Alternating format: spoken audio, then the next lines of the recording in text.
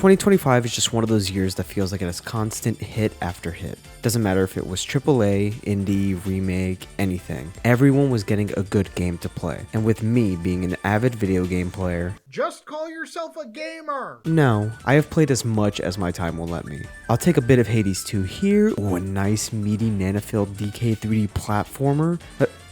Is that another Mario Galaxy remake within the last 5 years?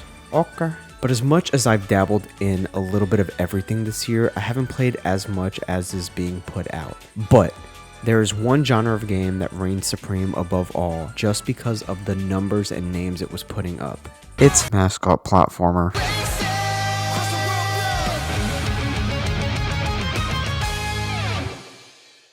Mascot Kart Racers literally had the gaming mascots go head to head with the most seemingly ambitious kart racers within their series, and then you got Kirby also coming back with this cult classic racing game finally getting a sequel after 20 years? Okay. I don't think it's a stretch to say that this is a great year for kart racers.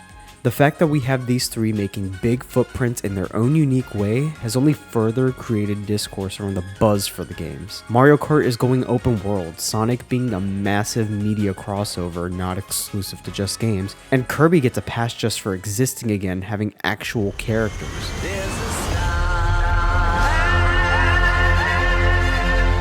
And 2 buttons. We all know why this genre is loved by all, appealing to casuals and not so casuals. It's because we want to win the race and get first. Competition is at the heart and soul of this genre, and it is what I think makes this genre, at least in Mario's case, have so much worldwide appeal that it gets a freaking theme park ride. So in the spirit of competition, let's take a 3-lap look at Mario Kart World, Sonic Racing Crossworlds, and Kirby Air Riders and see who's winning the 2025 kart racing war. Following up on any game is tough, but Mario Kart World really had a grand amount of anticipation. Not only was Mario Kart 8 leading in, well, every type of sales record, it was also seen as a critical leader in its genre. And all that can be summed up and proven with one statement. It lasted 8 years. That is so much time to let hype and eagerness build up for the next game, then add that everybody is ready for a new Switch that'll run everything so much better. Dude, it's gonna run 4-player Mario Kart at 60 FPS.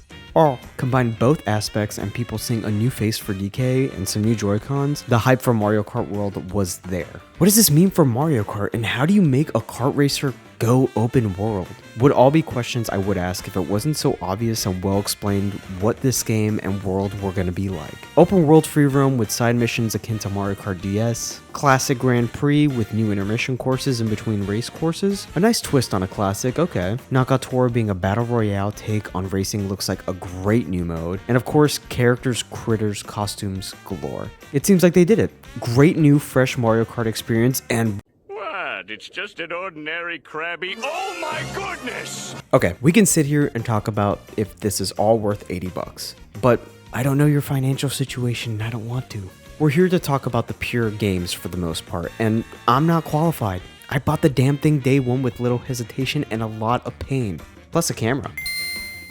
With all that out of the way, we got another direct later down the line that went over things again, and on June 5th, we got Mario Kart World on the Nintendo Switch 2. This game is wonderful. Some of y'all are just crazy. Well, I don't think Mario Kart World is a perfect game whatsoever, and the discourse on it overall is one that is welcome and has fair points. I just can't see how you have a bad time with this. At the end of the day, I'd call this another Mario Kart that feels like it has a grander scope, but I will say that not all of those ideas were perfectly blended together. Racing itself is a perfect blend of new and classic. This time around, it's obvious that they wanted a different feel from 8, and while I'm not great at articulating minute differences in racing games like that, I would describe it as a much more free-form take on driving. Everyone just feels bouncier and looser to work with. You can really see and feel this with getting hit. Sure, full sending it into a bus is going to knock you out, but depending on how you get hit by anything, you actually are more likely to bounce off in another direction. There's more physics system to it all, and it feels great. Now don't get me wrong,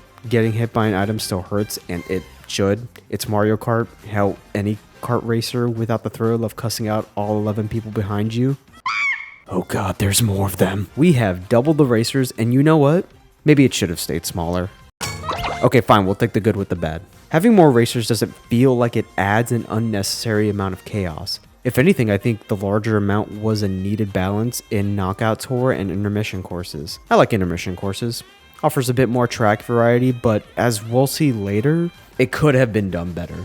I don't think the issue really lied with there being too many straightaways and not enough turns. It just comes down to usually driving on an open road highway without a lot of obstacles can get repetitive. Not to mention, it was definitely a choice to make most of the tracks when you play online be intermission courses.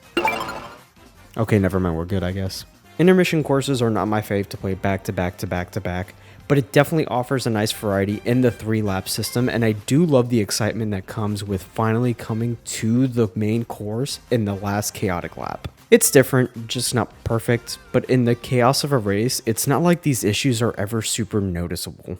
Items, however, play a big balance in the Mario Kart soup, and I feel like there's more than what a lot of people have mentioned that play to the Mario Kart world's specific strengths. I would say the overall roster of items is pretty tame. Mushroom, coin, shells are the standard, with a couple of new twists and additions, but to really sum it up, I feel like the items are more simplified, but not detriment to the chaos.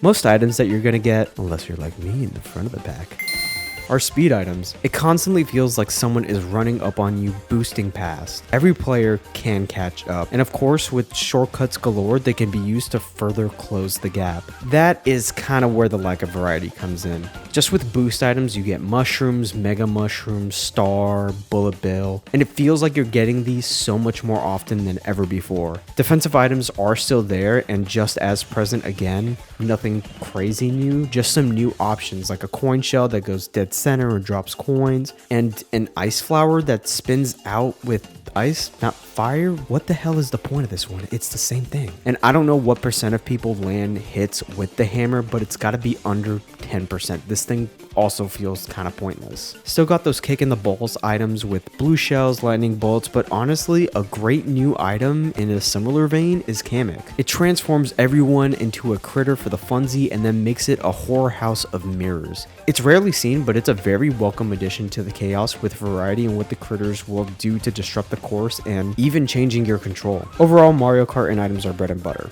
Hard to get wrong, and I feel like with the lack of new stuff, it shows how they really have refined what works over the years, and for the more open aspect of this game, they made the changes that were needed. Is that a fucking feather?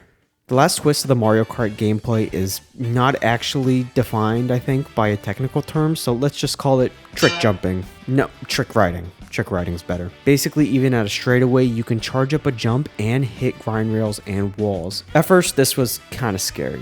It felt like it could have been a big divide between casual and more competitive players that Mario Kart has kept pretty well balanced for now.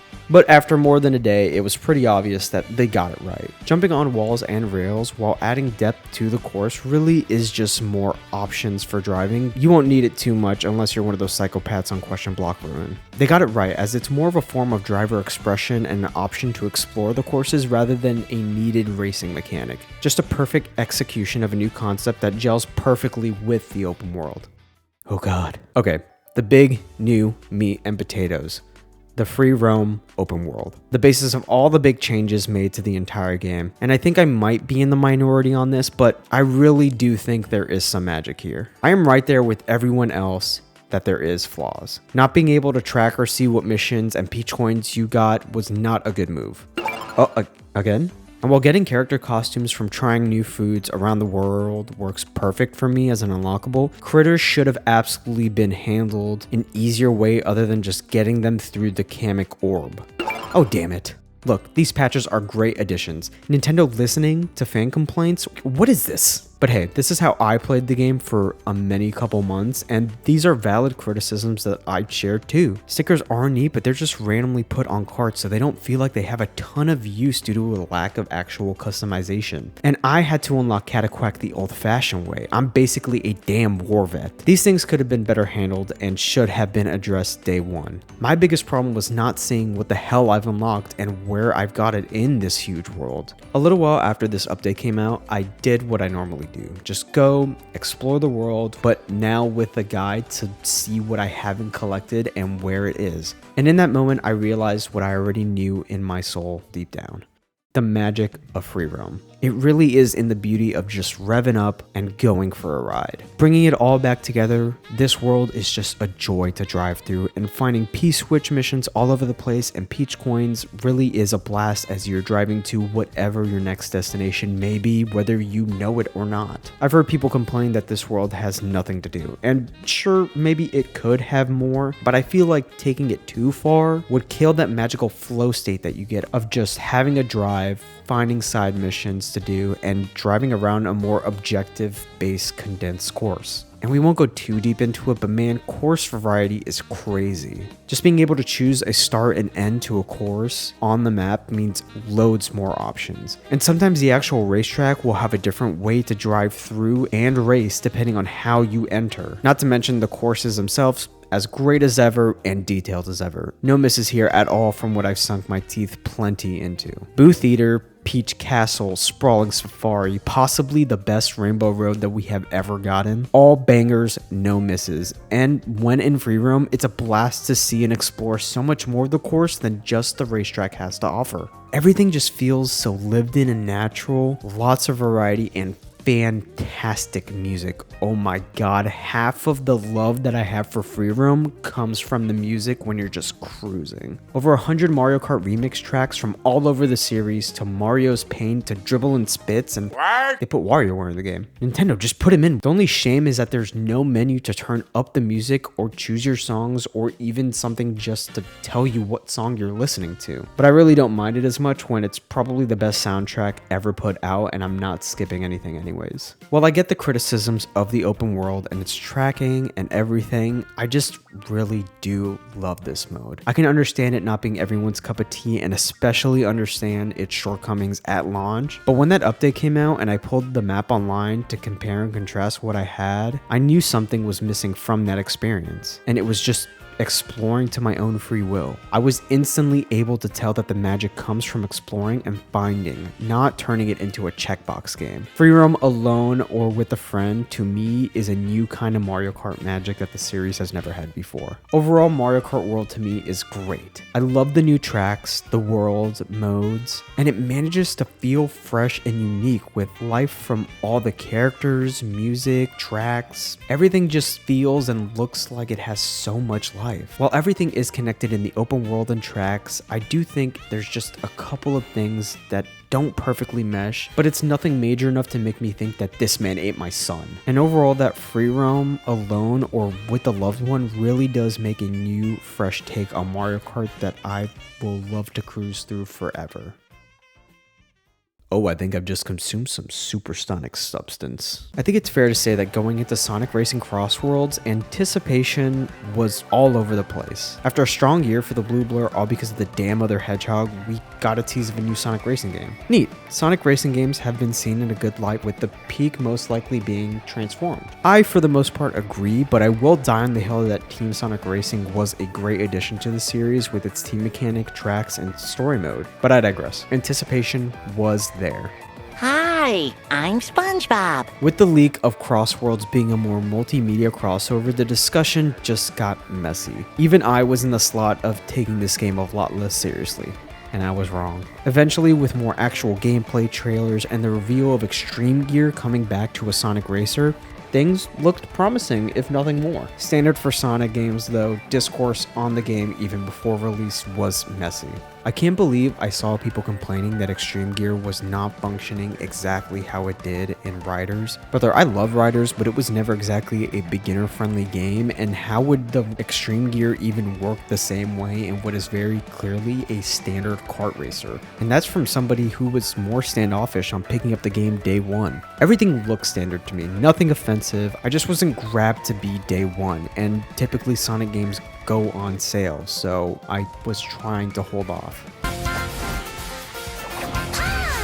So I got it day one. I'm a Sonic shill. I should have expected myself to do it, but man, am I glad that I did. If Mario Kart 8 is seen as the best pure racing experience you can get within its series, I would say Sonic Racing Crossworlds is that for the Sonic Racing series. Sonic Racing has always felt a bit more arcade style racing, and that checks out because they made your favorite Dave & Buster's racing game.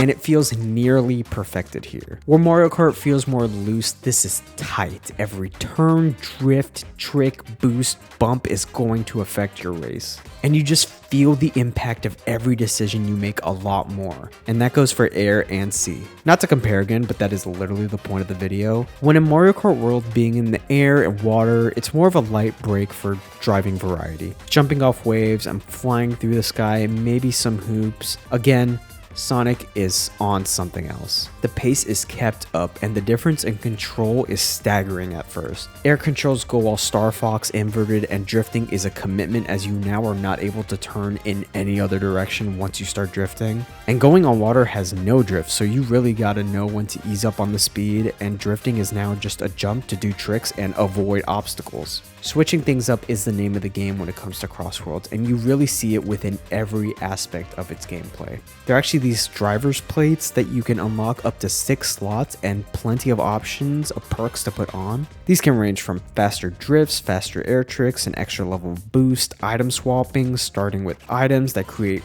the funniest start to any race I have ever seen on Apatos. I'm not even mad, man. We're all suffering together. This is hilarious. Pretty much anything if you think of, it's there. And it never feels like it will make or break your race. But trust me, as soon as you get something you think you'll like, throw it on because it really can make your racing experience. Car customization is great too, with parts and decals galore as unlockables, and you can actually customize your parts and decals. I'm just going to slot in items here because they are pretty simple. Again, items, Kart Racer, bread and butter, most people get them. Punching, red shell, wisp, mushroom, drill, bullet bill. Honestly, if it ain't broke, don't fix it. But there are some more unique, fun additions. I'm not even mad when I see King Boom Boom. He's a funny ghost and now he's got funny sunglasses, and that's just kind of my thing. And again, the big funny truck. Omochar actually gives you rings and lets you drive over rough terrain on the course without losing speed, so it's way better than the coin block. And there's a lot more variety with defensive items with literally just a shield and a wormhole wisp that absorbs everything around you as well. But damn, do you need some of these more than ever sometimes. This can get chaotic, especially towards the end. I swear they boost the rate of good chaotic items. All these items, and especially the more extreme ones, hit like a truck, and you feel it in the race because everything is just so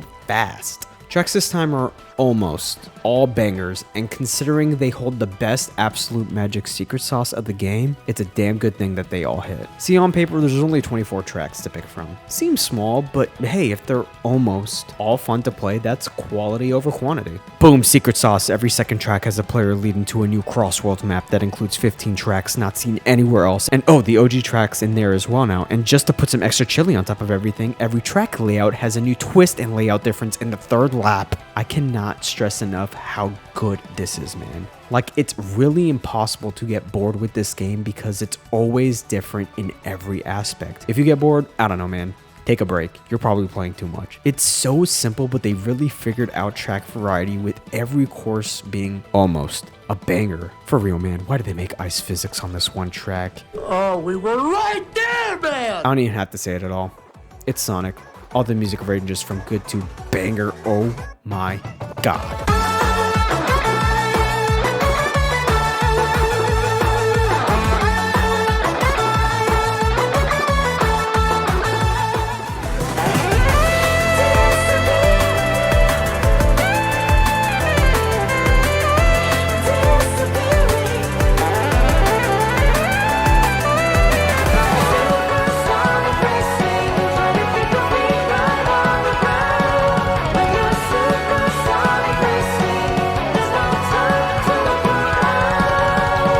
Even what I thought was a shockingly cringy main theme has now invaded me and my girlfriend's brain so much that to this day we'll just be walking into a room like do do do do do do do do do do. I think it's safe to say that baseline, the racing is amazing, but what surrounds it? Like I said before, it's more of a standard kart racer when compared to the previous Team Sonic Racing that had a story mode with a lot of races and missions. You really only have the classic Grand Prix, time trials, battle mode, but oh, they all got a nice twist that makes it so tasty like never before. Grand Prix has an extra and better difficulty slider past the actual race speed.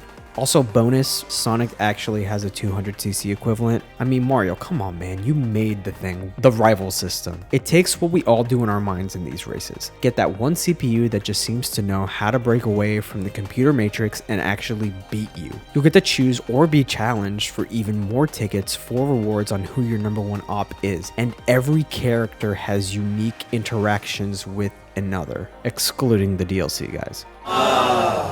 But other than that, This motherfucker don't miss. this brings so much more to the Grand Prix concept we have all been playing for years in every game. It's so simple and genius, and when you beat every rival, you're rewarded with Supersonic, and he is invincible, and oh, it just feels so good to blast through everything now in Grand Prix.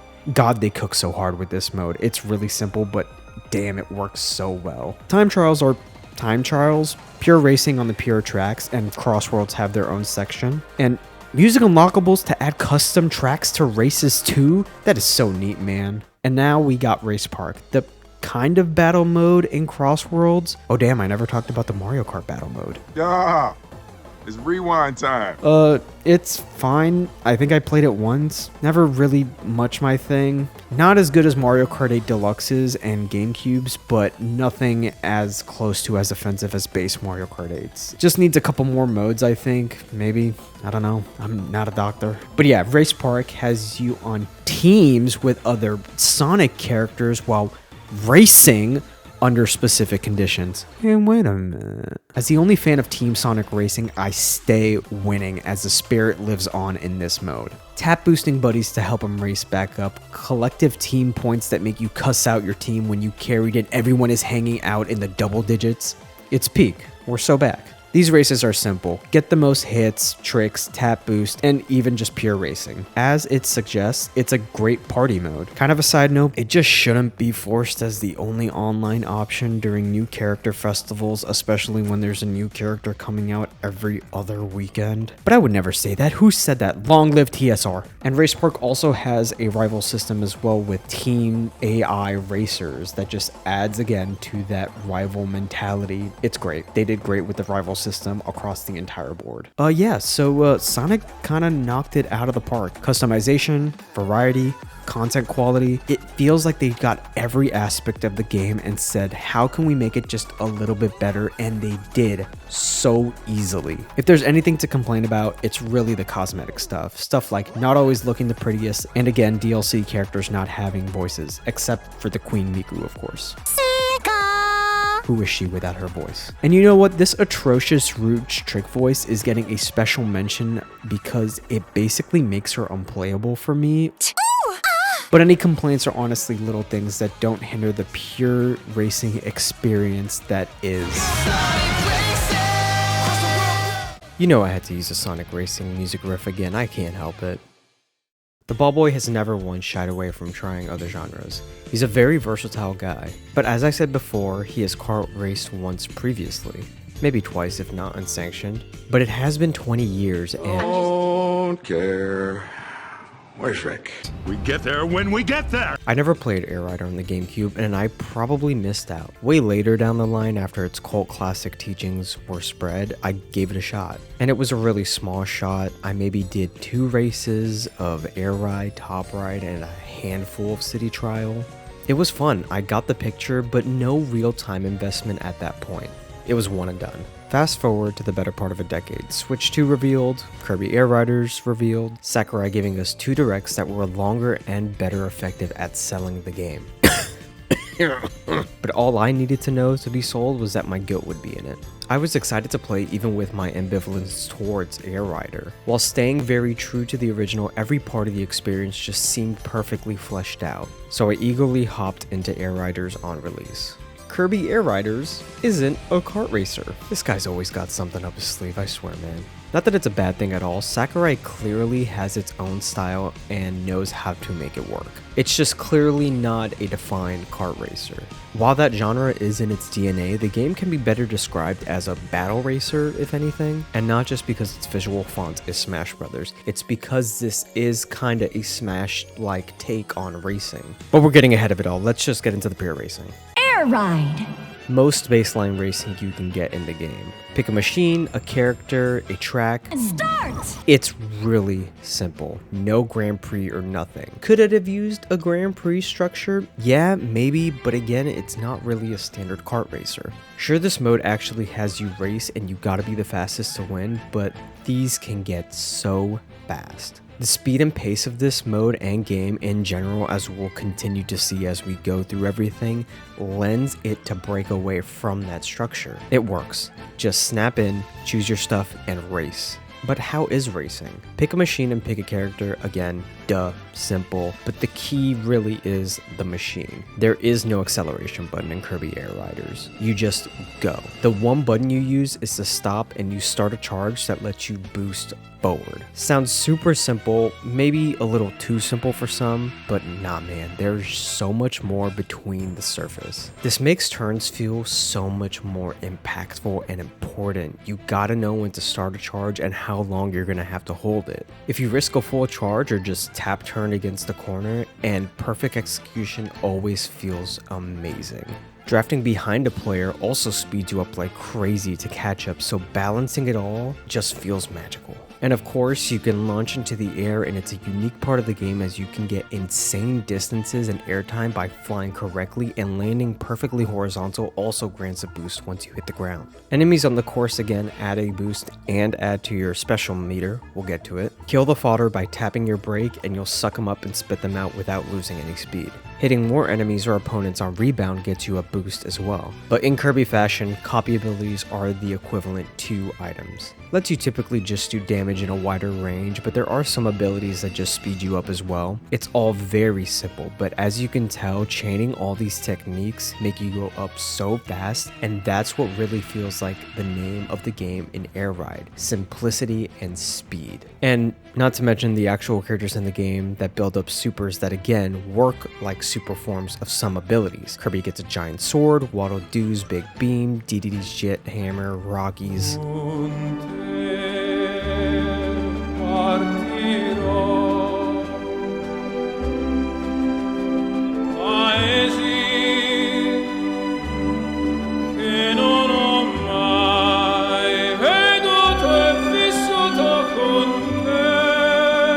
Combining all these attributes create a chaotic zen-like state that is simple to understand but hard to master, especially on more difficult courses. It makes sense why it never clicked for me playing the OG back then. And I feel like if I gave it a bit more time, it would have clicked, because here, I love the feeling of racing. Those directs definitely helped me understand, along with the tutorial, of how it all comes together for some of the most frantic and quick races you can have. And with that, on to the next mode. Top Ride.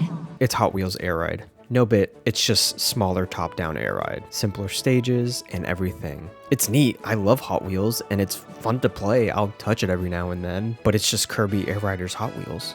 Next mode. City Trial. City Trial is the best mode in the game. Everything else is great, but there's nothing like City Trial. And don't say Fortnite, because it's not, and even if it was, Kirby did it first, so put some respect on his name. City Trial, while being a battle royale on the same map every time, can be a little tough to explain. Everything is always so varied depending on what you... Yo, I got a delivery for the people! Okay, let's just go through a quick game of City Trial. And that is what my brain feels like for 70% of my existence. City Trial is just a beautiful, insane fever dream that always has something going on. Running around collecting stat upgrades, trying to find the right machine, dealing with whatever new random encounter. Those 5 minutes just have a perfect acceleration into chaos, and the player expression of how you want to boost yourself up is more than meets the eye.